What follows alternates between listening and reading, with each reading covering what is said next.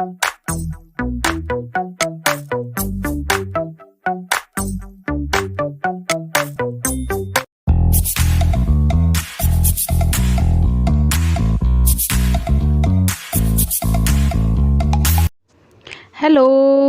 कैसे हो आप सभी लोग। तो हम आज पढ़ेंगे एक्टिविटी फर्स्ट, कार्बोहाइड्रेट और फैट्स के बारे में। प्रीवियस वीडियो में हम चैप्टर सेकंड का इंट्रोडक्शन के बारे में पढ़ चुके हैं और न्यूट्रिएंट्स के बारे में पढ़ चुके हैं। तो न्यूट्रिएंट्स होता क्या है? न्यूट्रिएंट्स वो कंपोनेंट होते हैं जो हमारे फूड में पाए जाते हैं। कंपोनेंट्स कौन से होते हैं? Carbohydrate, fats, protein, vitamins, minerals, जो हमारी बॉडी के लिए ज़रूरी होते हैं फॉर ग्रोथ, फॉर एनर्जी। अब चलते हैं एक्टिविटी 1 पे। हमारी एनसीईआरटी बुक में ये एक्टिविटी 1 दे रखी है, तो चलो इसको समझते हैं एक टेबल के साथ। इस एक्टिविटी में आपको ये समझ आएगा कि हमारा फूड इतनी वैरायटी का क्यों होता है, हम इतनी वैरायटी का फूड क्यों खाते हैं।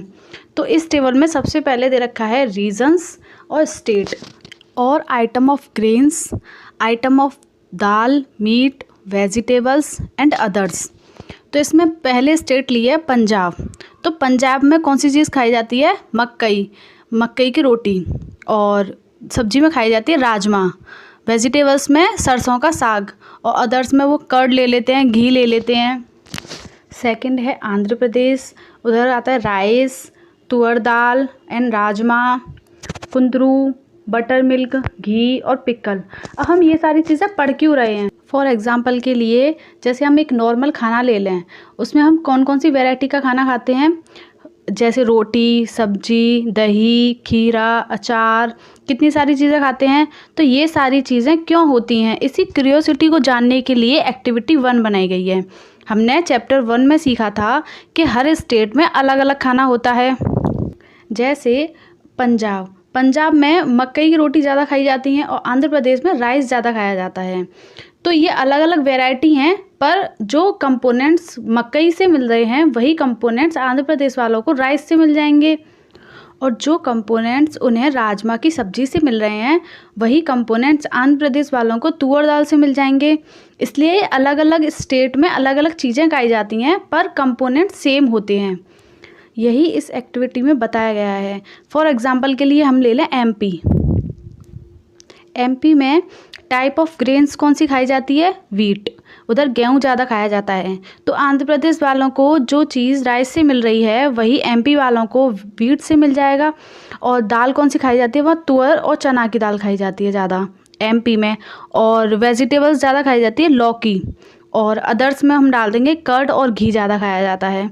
तो ये वैरायटी का खाना इसी वजह से बनाया गया है कि आपको हर न्यूट्रिशन वाली चीज़ें मिल सकें।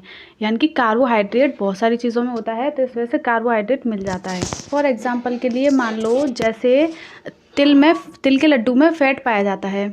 अगर तिल कहीं जगह पर नहीं मिलता और अगर फैट उसी में मिलता है, तो जहाँ तिल के लड्डू नहीं मिलते तो वहाँ के लोगों को तो फैट मिलता ही नहीं।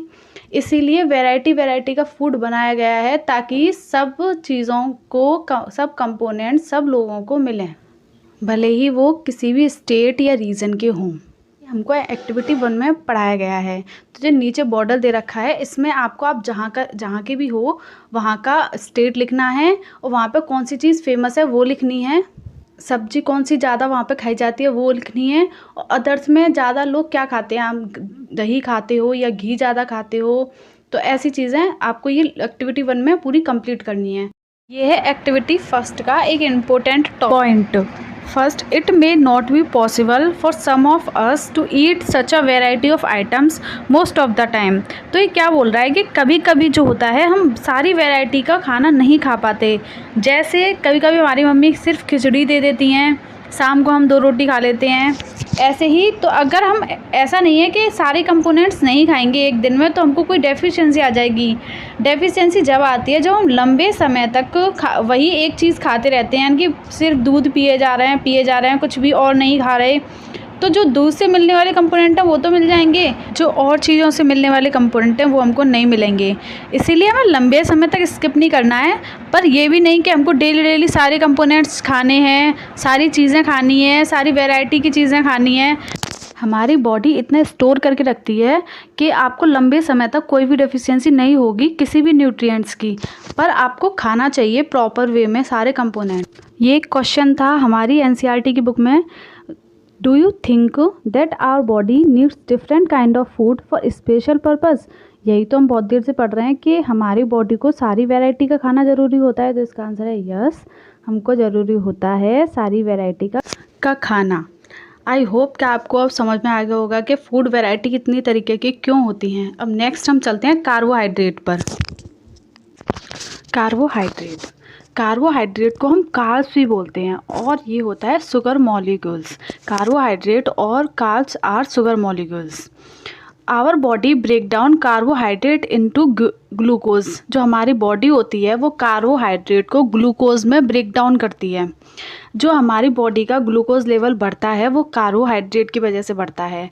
हमारे दो तरीके के कार्बोहाइड्रेट होते हैं, एक गुड कार्बोहाइड्रेट होता है, एक बैड कार्बोहाइड्रेट होता है। गुड कार्बोहाइड्रेट वो होता है जो हमारी बॉडी धीरे धीरे शुगर को यूटिलाइज करे, और बैड कार्बोहाइड्रेट वो होते हैं जो हमारी बॉडी में जाके शुगर का लेवल बढ़ा देते हैं। ग्लूकोज और blood sugar is the main source of energy for our body, cell, tissue और एंड ऑर्गन। जो ग्लूकोज होता है वो हमारी बॉडी के लिए और टिश्यूज़ के लिए, सेल्स के लिए एक एनर्जी होता है, एनर्जी का सोर्स होता है जो हमारी बॉडी को एनर्जी देता है। अगर आपको इसको प्रैक्टिकली करके देखना है तो आप ऐसे देख सकते हो। आपको बहुत ज़्यादा गर्मी लग रही है, आप कहीं बाहर से आए हो, बहुत ज़्यादा स्वेटिंग हो गई है, वीकनेस आ रही है तुम्हें, तो आप एक ठंडा पानी लो और उसमें शुगर घोल के पी लो, सिर्फ शुगर। तो आपको अपने आप ही लगेगा बॉडी से कि हाँ, हमें एनर्जी आ गई है। तो ये आप प्रैक्टिकल करके आप घर पे देख सकते हो। Mainly provide energy to our body, वही कि हमारा जो ग्लूकोज होता है वो हमारी बॉडी को एनर्जी देता है। इसके एग्जाम्पल हम पहले पढ़ चुके थे और डिटेल में पढ़ते हैं आगे। और अब है carbohydrates are found on a wide array of both healthy and unhealthy foods. Carbohydrate बहुत सारी चीज़ों में पाया जाता है, अनहेल्दी चीज़ में ही पाया जाता है और हेल्दी चीज़ में ही पाया जाता है। अनहेल्दी चीज़ में कौन सी चीज़ें आती हैं? ब्रेड हो गए, आपकी कुकीज़ हो गई, स्पैगेटी हो गई, ड्रिंक्स हो गई, सॉफ्ट ड्रिंक्स हो गई। ये जो होते हैं ये अनहेल्दी फूड होते हैं, पर इसमें कार्बोहाइड्रेट पाया जाता है। हेल्दी फूड कौन से होते हैं? पोटैटो, बीन्स, ये सारी चीज़ें। तो ये हो गई हेल्दी में। Carbohydrates consist of carbon, hydrogen and oxygen. Carbohydrate में 3 मॉलिक्यूल्स पाए जाते हैं, कार्बन, हाइड्रोजन एंड ऑक्सीजन, जो हमको इंस्टेंट एनर्जी देते हैं। Carbohydrates are helpful your brain, kidney, heart muscles and central nervous system. Carbohydrate जो होते हैं हमारे ब्रेन के लिए, किडनी के लिए, मसल्स के लिए और सेंट्रल नर्वस सिस्टम के लिए, सबके लिए ज़रूरी होता है। पर अगर ये अधिक मात्रा में हो जाए तो हमारी बॉडी के लिए सही नहीं होता। इस वजह से हमको अनहेल्दी चीज़ें नहीं खानी चाहिए, हेल्दी चीज़ें खानी चाहिए जिसमें कार्बोहाइड्रेट पाया जाता है। कार्बोहाइड्रेट को शॉर्ट में समझ लेते हैं कि ये एक शुगर मॉलिक्यूल है जो हमको इंस्टेंट एनर्जी देता है, और इसको हम कार्ब्स भी बोलते हैं। और ये बैड फूड में और गुड फूड दोनों में पाया जाता है। और कार्बोहाइड्रेट में 3 मॉलिक्यूल्स पाए जाते हैं जिसका नाम है कार्बन, हाइड्रोजन एंड ऑक्सीजन। अब नेक्स्ट हम चलते हैं फैट्स पर। Fats gives us energy and they help the body absorb certain vitamins. Fats किस चीज़ में हेल्प करते हैं? ये भी एनर्जी देते हैं कार्बोहाइड्रेट की तरह, और ये विटामिन्स को, यानी कि कुछ विटामिन्स होते हैं जो बॉडी में एब्जॉर्ब करने में हेल्प करते हैं। Many foods naturally contain fats including dairy product, meats, poultry, seafoods, eggs, seeds, nuts and coconut। कुछ फूड ऐसे होते हैं जिसमें नेचुरली फैट पाया जाता है। उनके एग्जाम्पल हैं ये dairy product, meets, poultry, sea foods, eggs, seeds, nuts, coconut etcetera. जब आप इन चीज़ों को खाओगे तो आपको अपनी बॉडी में चेंजेस दिखाई देंगे, फैट दिखाई देगा, एनर्जी आएगी। मीन्स कि आप फैट कंटेंट फूड खा रहे हो। जो लोग डाइटिंग करते हैं वो ये सारे फैट कंटेंट फूड नहीं खाते, वो नॉर्मल चीज़ें खाते हैं जिसमें फ़ैट नहीं होता।